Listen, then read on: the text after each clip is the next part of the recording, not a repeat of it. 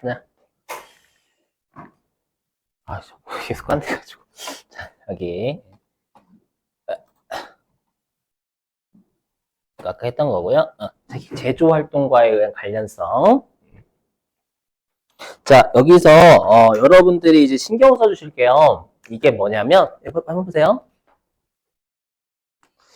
우리가 제조 활동과의 관련성이니까 한마디로 그냥 단순하게 쉽게 얘기하면 그냥 제조는 공장에서 하죠. 그죠? 그래서 그냥 쉽게 생각하면 공장에서 발생한 원가가 제조 원가. 공장에서 발생하지 않으면 비제조 원가. 일단 이렇게 틀 잡으세요. 알죠? 왜냐면 시험에 다음 중 제조 원가가 아닌 것을 이렇게 물어보거든요. 실제로. 일단 단순하게 하면 그렇게 되는 거고요. 뭐냐면 실제로 우리가 제조 원가는 이제 공장에서 발생하는 원가는 좀 협소한 개념이고요. 우리가 공장에서 발생하는 원가는 크게 세 가지로 나뉘죠. 직접 재료비, 직접 농업비, 제조 간접비. 그래서 여기 제조 원가라는 건 이거 꼭 외우셔야 돼요. 별표입니다. 별표. 시험에서 정말 잘 물어봐요. 다음 중 제조 원가는 얼마인가 계산 문제 물어보거든요. 특히 여러분들이 계산 문제를 푸실 때는 절대 그걸 다 훑어보시는 게 아니에요. 가끔씩 이제 문제 푸시는 거 보다 보면 말 문제야 뭐 그럴 수 있어요. 문제에서 물어보는 게 말이니까. 근데 계산 문제 푸시는데 처음부터 끝까지 다 읽어보시는 분들이 계시더라고. 그렇게 하시는 게 아니라 계산 문제는 무조건 물음부터 보시는 거예요.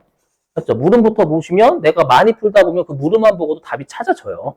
맞죠? 근데 그걸 다 이렇게 읽으시면 안 된다라는 거예요. 계산 문제 푸실 때. 그걸 다른 곳에 투자를 하셔야 돼. 자, 그러면 일단 우리가 제조원가라는 건 직접 재료비, 직접 노무비, 제조 간접 이게 정확한 의미예요. 자, 들어보세요. 시험에 어떻게 낸 적이 있냐면 이렇게 출제했어요. 뭐냐면 다음 중 우리가 제조원가는 이렇게 물어봤어요. 그리고서 어떻게 했냐면 우리가 공장 트럭의 처분 손실 이렇게. 왠지 공장 트럭의 처분 손실이면 우리가 공장에서 발생한 거잖아요. 굳이 생각하자면 그거 막 답으로 고르신 분이 계셔. 그건 협소한 개념은 맞아요. 공장에서 발생했으니까. 근데 우리가 공장의 트럭을 처분하면 손실나면 그거 유형자산 처분 손실이잖아요. 뭘 처분하든 처분하면서 손실 발생하면 그건 트럭이니까 유형자산 처분 손실이란 말이에요. 그 유형자산 처분 손실은 우리 영업의 비용이라고 배우셨죠? 그럼 영업의 비용이면 그건 손익계산서로 가는 거예요. 알죠? 그러니까 정확하게 제조원가는 직접 재료비, 직접 농업비, 제조간접비라고 외우시는 게 올바른 말이다라는 거예요. 아셨죠?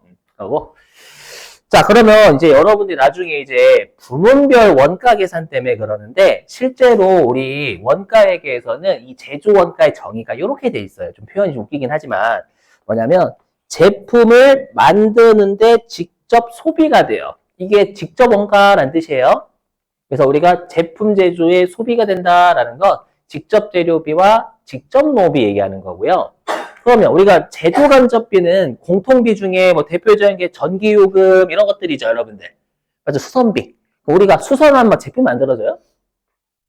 수선한다고 제품 만들어지진 않아. 제품을 고치는 거지. 맞죠? 그래서 우리가 뭐 수선하든 전기를 쓰든 맞죠? 우리가 전기요금 전기를 쏘면 막 제품이 만들어져? 거의 그거 8차 혁명 아니야? 8차 산업혁명.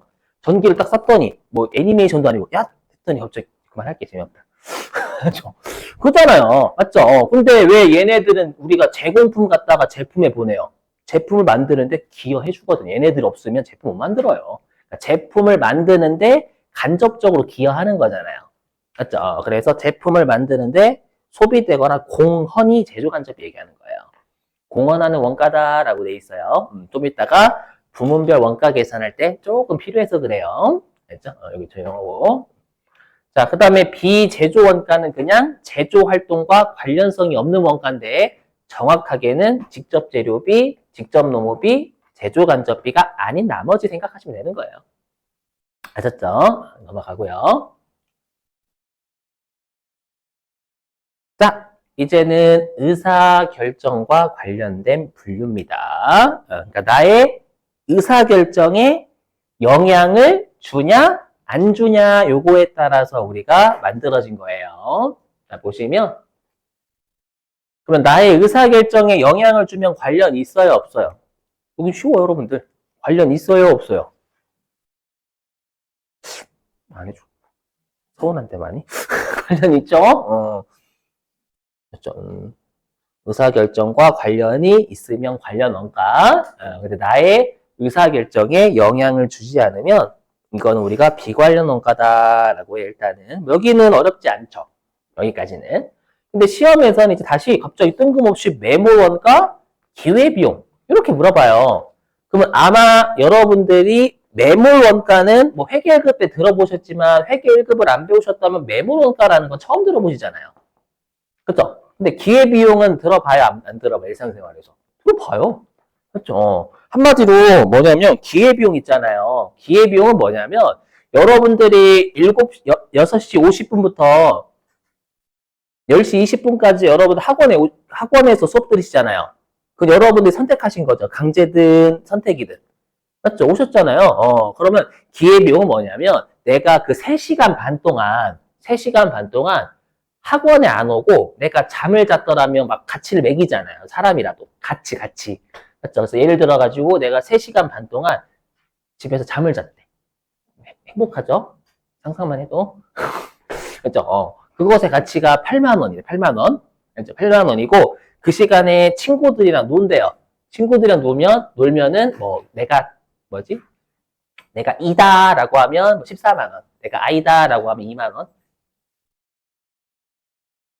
MBTI 몰라요? Sorry. 아무튼 친구들이랑 미안해. 그죠? 친구들이랑 놀면은 그것의 가치가 여러분들 한 10만 원 된대요. 그러면 학원에 오시면서 어떤 생각을 해요? 아이씨, 친구들이랑 놀았으면 좋았을 텐데 나 10만 원 포기하고 하고 논 거다. 맞죠? 요거잖아요. 요게 일상생활에서의 기회비용이에요. 그럼 제가 왜 갑자기 일상생활에서의 기회비용을 얘기하냐면 회계 똑같아요. 원가 회계도 내가 포기한 거예요. 포기한 것 중에서 일상생활로 따지면 가치가 큰 거죠. 10만 원 포기하고 온 거잖아요. 방금 사유 따지면.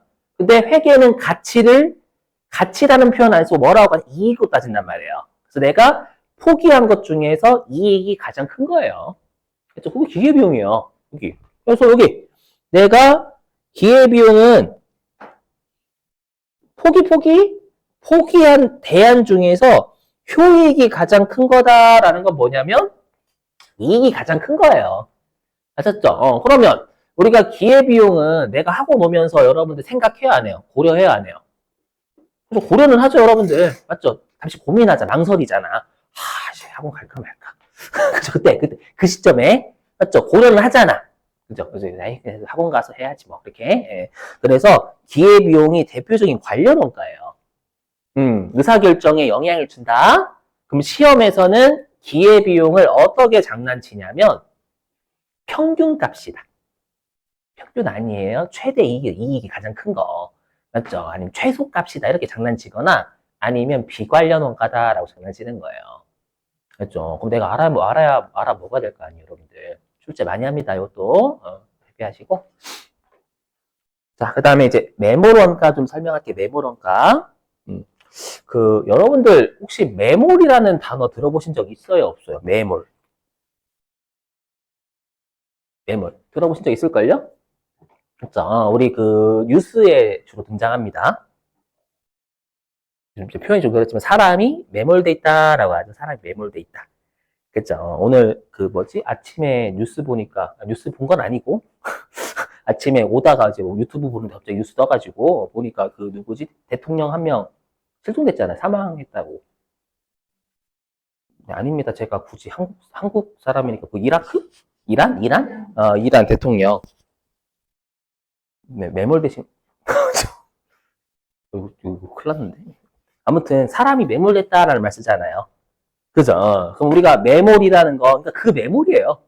지금 그럼 의사결정에 대입하면 의사결정이 매몰됐다라는 겁니다. 그럼 의사결정이 매몰됐다라는 건 의사결정이 꺼져 있다는 얘기예요. 즉 영향 안 준다라는 거예요.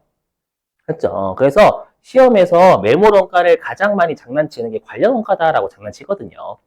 그렇죠? 그러니까 매몰되어 있는 의사결정이니까 의사결정에 영향을 주지 않는 비관련 원가다라고 일단 여러분들 잘 외워주셔야 돼요. 그래서 일단 비관련 원가고요. 알죠? 한마디로 이거예요. 내가 만약에 이거 시험에 나왔던 문제입니다. 예를 들어가지고 내가 이제 컴퓨터를 예전에 3년 전에 내가 예를 들어서 한 200만 원 주고 산 거예요. 그죠? 200만 원 주고 샀고요. 지금까지 감가상각이 한 60만 원 됐대요. 그래서 얘가 140만 원짜리인데 얘를 처분하려고 하는 거예요. 그죠? 처분하려고. 그러면 내가 과거에 샀었던 요 기계란다. 컴퓨터 남아있는 금액 140짜리잖아요. 그럼 140짜리는 내가 지금 처분하는 의사결정할 때 고려해야 하네요. 고려해? 140 다 받아야지. 누가 사? 그죠? 그거 고려 안 하지. 처분할 때만. 중고는 여러분들 그냥 우리가 장부에 얼마로 기록되는지 고려 잘 안 하잖아요. 맞죠? 제값은 못 받아. 맞죠? 그래서 그런 것들이 우리가 메모 원가예요. 그러면 지금 3년 전은 과거죠. 이런 것도 다 낸단 말이에요. 과거에 내가 이미 했던 거고요. 지금 의사결정할 때 여기 회수할 수 없어. 과거에 이미 썼었던 거기 때문에. 알죠? 그래서 이미 발생했고 이렇게도 줄 수도 있고요. 알죠? 자, 그러면 관련된 문제를요, 여러분들 풀어볼게요. 자, 교재 어디로 가주시냐?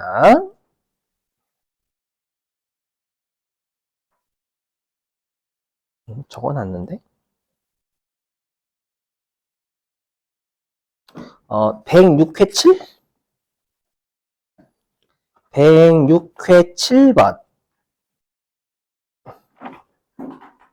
737페이지네요. 737.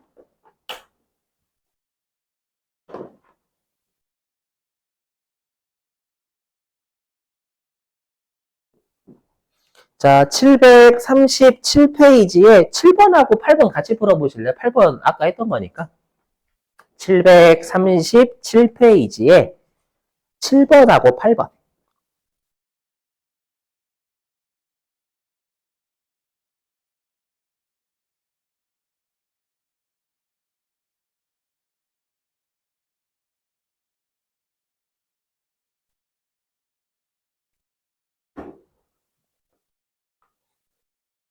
칠 번 하나 안 배우고 있는데 이건 뭐 어렵진 않을 거예요. 여러분 용어 자체가 이미 딱 회계 안 배우신 분들이라도 알 수 있는 내용이니까. 7번하고 8번.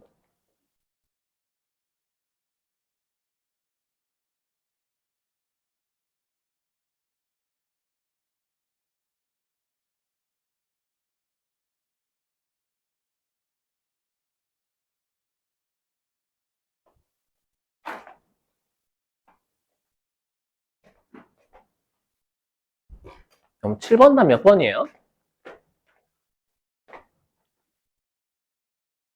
응? 7번 답. 4번이에요, 여러분들. 일단 우리 안 배웠지만 회피가 불가능하대. 그 말은 어떻게든 피할 수가 없는 거예요. 근데 여기 절약할 수 있다는 피할 수 있다는 얘기잖아요. 절약.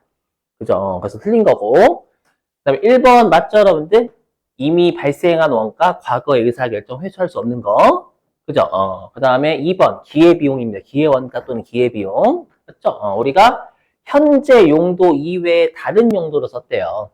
이게 포기했다는 뜻이에요, 여러분들. 다른 용도로 썼을 때 우리가 최대 좀 표현이 어정쩡하지만 너무 틀린 게 4번이어서 4번이 답이었어요. 그렇죠? 2번도 좀 약간 틀리긴 했거든요. 살짝 표현이. 예. 그 다음에 3번 관련 원가. 뭐예요? 의사결정에 영향을 주는 원가. 맞죠? 우리 대항 간의 사이가 차이가 나니까 여러분 의사결정에 영향을 주는 거지. 예. 자, 그 다음에 8번은 어떤 원가냐면 계단 원가 얘기하는 거죠. 또는 준고정비. 그죠? 그래서 일단 동그라미 1번은 틀렸어요. 혼합 원가는 준변동비 얘기하는 겁니다. 그래서 여기요. 뭐냐? 여러분들 여기 보시면 1번, 3번, 4번이 뭐예요? 1, 3, 4번. 1번 혼합 원가. 그렇죠? 준변동비 얘기하는 거예요, 여기. 아이고, 1번, 3번, 4번이지. 뭐 하고 있는 거냐? 그래서 우리 대표적인 사례가 혼합 원가 또는 준변동비가 가스요금, 수도요금, 전기요금. 맞죠? 그 다음에 동그라미 4번. 우리가 고정비가 먼저란 말이에요. 준변동비는. 기본요금 깔고 가는 거. 그죠? 그랬다가 조업도가 증가할수록 우리가 비례하는 거, 총금액이 비례하는 게 요게 준변동비 또는 혼합원가. 그죠? 2번이 답이 아까 일정한 범위, 아까로 따지면 1000개까지는 그 구간에서 놀다가 일정 조업도를 벗어나면 총 원가가 여기 달라지는 거. 맞죠? 그래서 2번이 답이에요. 보시면 아시겠지만 나오는 데서 주구장창 나와요. 그럼 진짜. 알죠? 그래서 원가에 절대 포기하지 마세요. 가성비가 제일 좋다니까? 원가에게가? 표정이. 네가 뭔데? 진짜. 되셨죠? 자, 됐고요.